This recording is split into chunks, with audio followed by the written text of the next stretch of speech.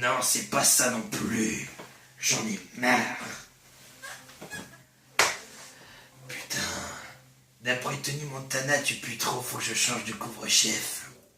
Voyons voir ce que j'ai en stock. Wesh gros! Ici le diable qui te fait la fiesta, wesh mon gars! T'en veux plus quoi encore? Qu'est-ce qu'on a d'autre? Ouais, c'est la France qui te présente la baguette. Allez, mal te fout, tape un de pas dans le roquette. Non, pas non plus. Qu'est-ce que j'ai d'autre? Chef! Instructeur! Chef! Non, pas assez démoniaque. Sympatoche. C'est la lutte finale. Groupons-nous et puis rien. Oh puis merde, fais pas chier Tony. Je garde mon couvre-chef. Voilà. Bonjour, désolé, j'étais en pleine remaking. Ah ma que tu es jolie ma chérie. Si je l'entends encore, ce qui va être joli c'est mon poing dans sa gueule d'entarté. J'ai rien contre elle mais je supporte pas sa voix. Je suis sûr, c'est plus crispant que la Castafiore dans Tintin. Enfin bref. Bonjour, messieurs, dames, sur la chaîne de Mr. Gold, l'associé du diable. Diaboliquement drôle, qui va vous faire la nouvelle TV du diable, en vous présentant pas moins de 2, 3, 4, 5, 6, 7 films, et des bons. Commençons par un film assez connu, alias Creep.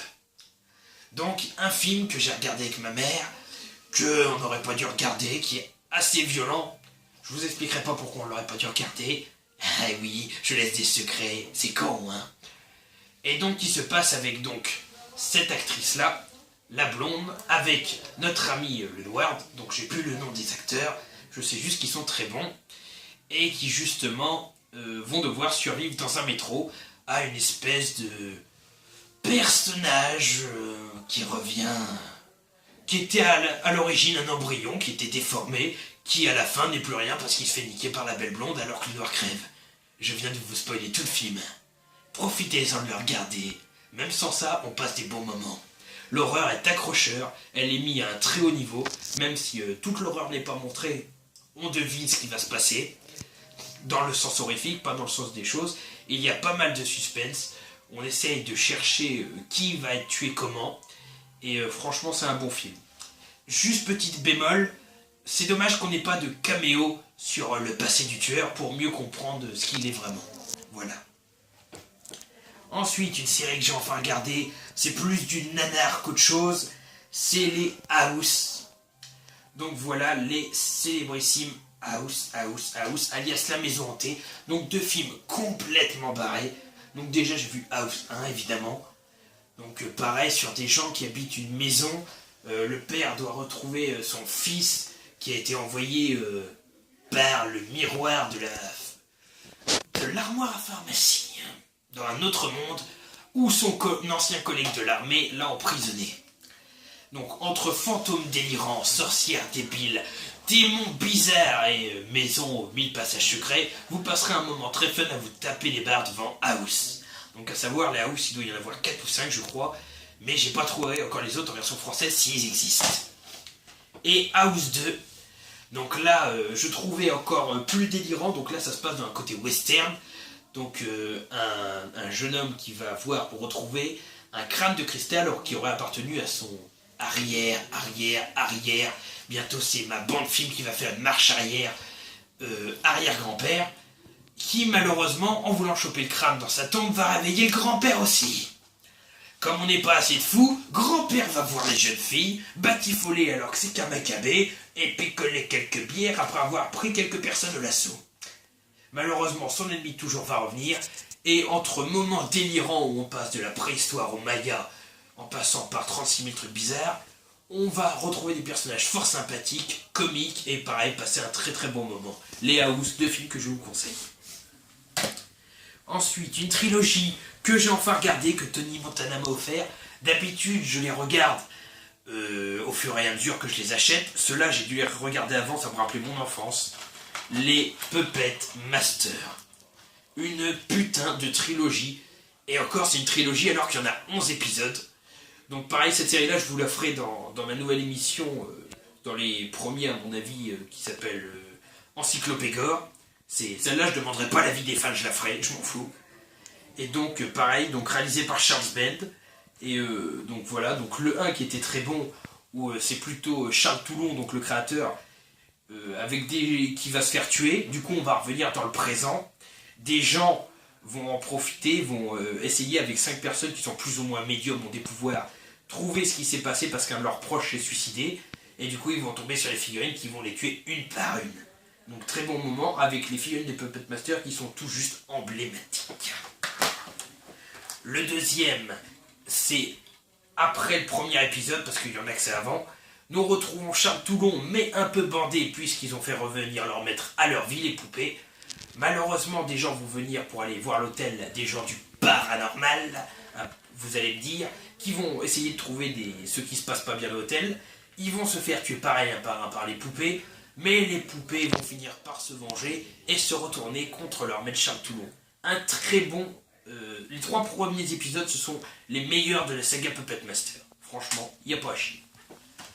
Et le troisième, donc Puppet Master 3, le meilleur de la trilogie, où là, on revient dans un passé, à l'ère nazie, où Charles Toulon était poursuivi justement par la Gestapo.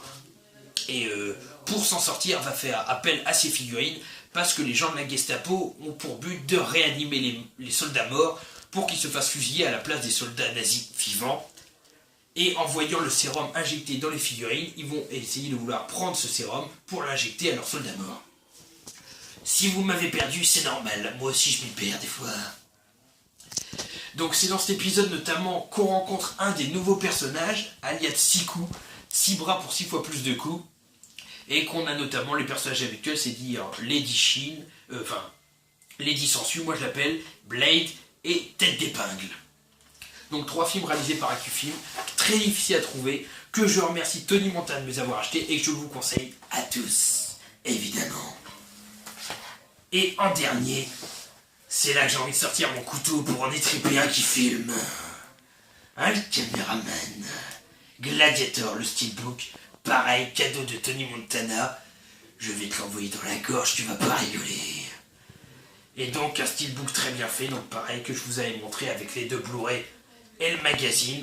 Donc comme vous voyez, Russell Crowe, alias Maximus Decimus Meritus, qui pour ceux qui ne connaissent pas Gladiator, et d'ailleurs j'en mets ces personnes et j'espère que vous le verrez très vite, comme mon caméraman d'ailleurs. Tu sais ce que tu vas goûter si tu ne regardes pas vite ce film. Oui, maître. Une lame entre 2 côtes. Oui, maître. Soumis. Et donc on suit l'histoire d'un général romain dont Marc Aurèle, le César actuel, va se faire tuer par son fils Commode qui va prendre le pouvoir et accuser Maximus d'avoir fait tout et va le condamner à mort, va tuer sa famille. Maximus va être récupéré pour faire des jeux de gladiateurs et va finir par pouvoir réussir sur l'arène à se venger de Commode. Donc 2 très bons acteurs, de très bons effets spéciaux, des sentiments qui se reflètent bien dans les personnages, une histoire palpitante et une version longue de 2h50 font que ce film est le film préféré. Ce ne sera jamais battu, celui qui m'a rendu cinéphile et qui me permet aujourd'hui de vous présenter des films complètement différents parce que ça c'est pas de l'horreur. Et voilà, donc avec Russell Crowe, Gladiateur, regardez-la tous, un film excellent. Et voilà, c'est la fin du TV des diables pour aujourd'hui. Et vous savez quoi, je vais garder mon chapeau. Et je peux dire à Tony, peux-tu enlever tes lunettes de merde qui te fait passer pour un kéké de première? Même si je t'aime bien, toi et ton cousin, je vais vous faire la peau, vous égorger et répandre vos cendres aux 4 coins du pays. Avec mon célèbre couteau, toi t'es banal, en 2-2, j'esquive tes balles, tu fais le bien, je fais le mal. A plus la chaîne de Mr. Gold l'associé diable, et souvenez-vous, faites ce que je dis, découpez vos lettres avec votre couteau, là, à vos petites lettres, et découpez pas comme moi, la chair des abrutis, des assassins, et de mon caméraman à qui je vais arracher le bras droit dans sous peu. Allez, à plus sur Mr. Gold l'associé diable. Bonne soirée à vous.